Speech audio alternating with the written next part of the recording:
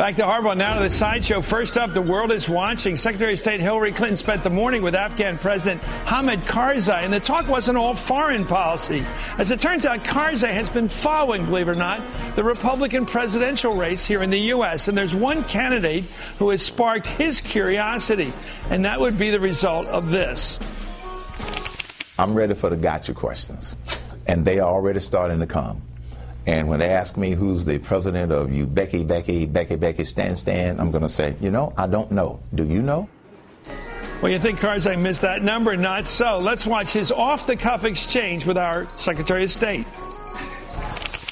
What are the Republican candidates? I think it was Herman Cain. Herman Cain, exactly. The former pizza company executive. Is he that? Yes. All right. Oh, yes. He started something called Godfather's Pizza. Yes. I see.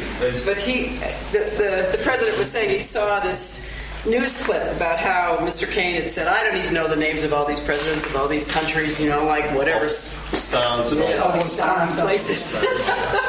That wasn't right. But anyway, that's how politics are. Well, it is such a beautiful day here in Kabul.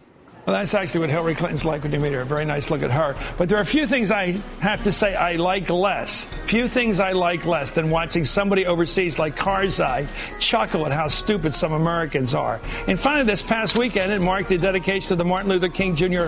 Monument here down in Washington. Think there are some parallels between King's civil rights protest and today's Occupy Wall Street movement? Well, plenty of people do see the parallels, and that's certainly not the case, unfortunately, for Florida Congressman Allen West.